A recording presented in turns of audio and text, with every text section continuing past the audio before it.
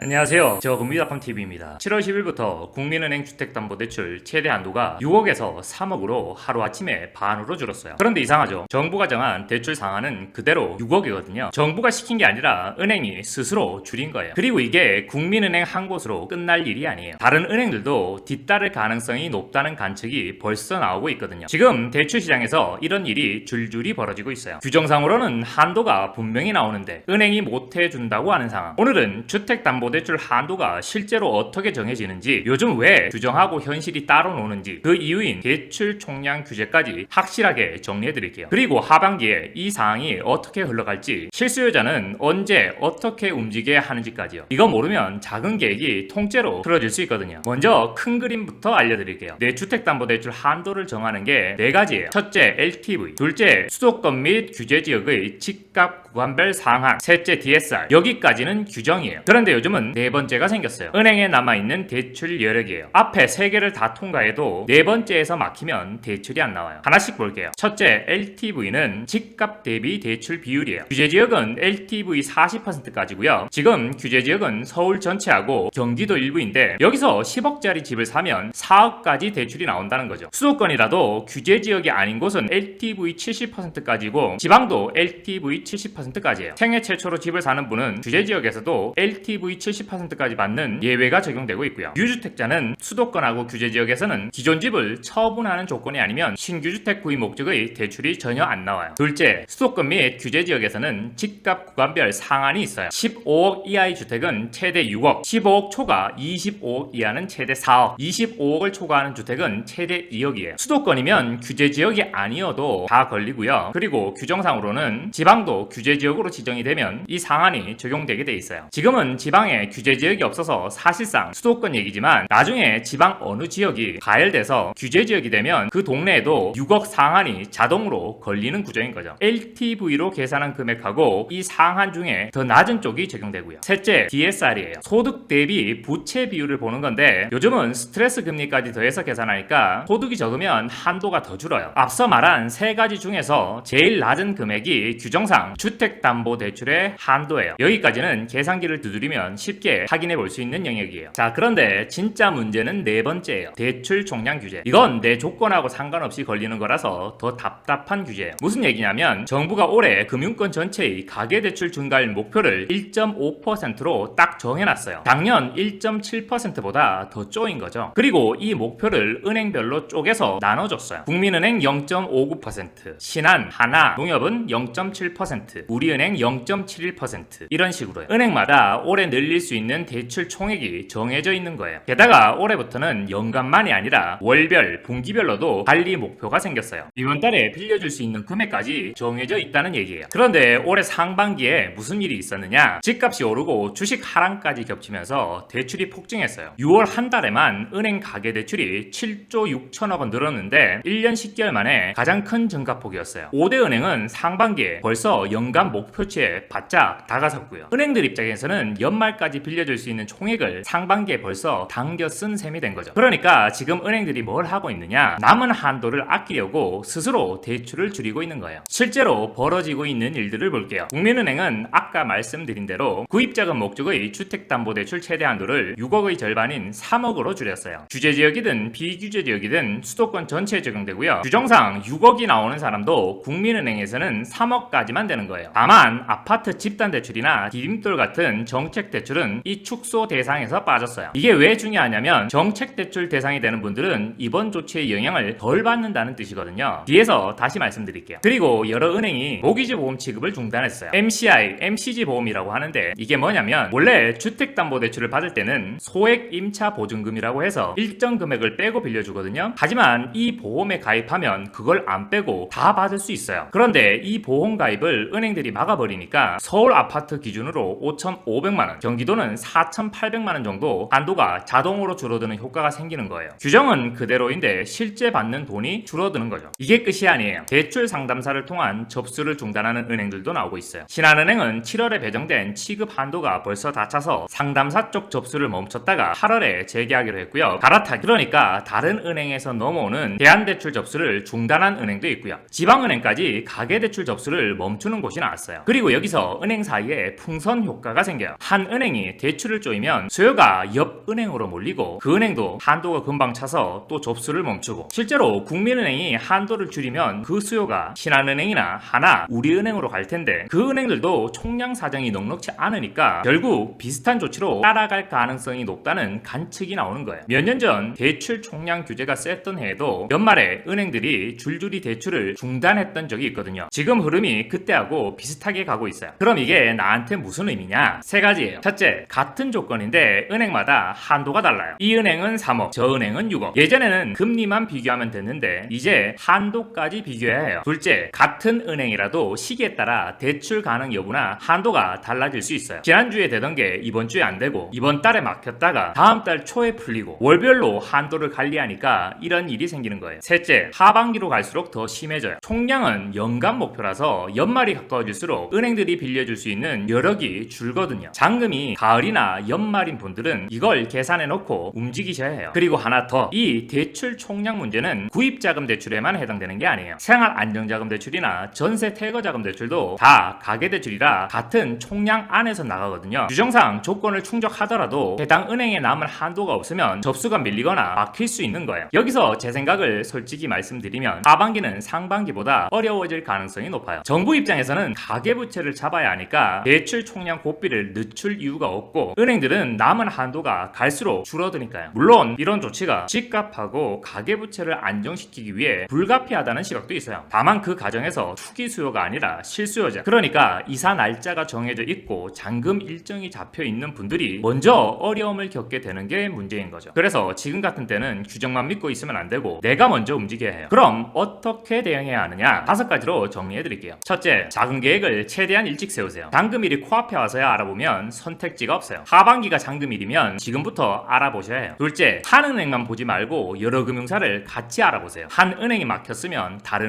은행권 전체가 받기 어려운 상황이면 이 금융권까지 열어놓고 비교하는 거예요. 죄만 하는 건 신용점수에 영향이 없으니까 부담 갖지 마시고요. 셋째, 시기를 활용하세요. 월별로도 한도를 관리하니까 이번 달에 막힌 은행이 다음 달 초에 다시 열리는 경우가 있어요. 넷째, 정책대출 대상인지 먼저 확인하세요. 디딤돌이나 신생아 특례, 보험자리론 같은 정책대출은 이번 은행 자체 축소에서 빠져있고 DSI 규제도 안 받으니까 대상이 되는 분들한테는 지금 제일 안전한 길이에요. 다섯째, 금리보다 실행 가능성을 먼저 보세요. 예전에는 0.1%라도 이자가 낮은 곳을 찾는 게 요령이었는데 지금은 잔금 날짜에 맞춰 실제로 실행해 주는 곳을 찾는 게 먼저예요. 문제는 어느 금융사가 지금 대출을 취급할 여력이 있는지 이건 공시에 안 나온다는 거예요. 매주 바뀌고 은행 내부 사정이라 밖에서는 알기가 어려워요. 저희 같은 사람들이 매일 확인하는 게 바로 이 부분이에요. 지금 시점에 어디가 취급 여력이 있고 조건이 되는지요. 만약 내 조건으로 지금 실제로 받을 수 있는 주택담보대출의 한도가 얼마인지, 어느 금융사가 지금 취급이 가능한지 궁금하시면 언제든 아래 연락처로 문의해주세요. 업무 시간 중에는 유선전화 1670-8832로, 업무 시간 이후에는 카카오톡 아이디 머니7천을 추가하신 후 문의 남겨주시면 최대한 빠르게 답변 드리도록 하겠습니다. 지금까지 저금리닷컴TV 임동원이었습니다. 감사합니다.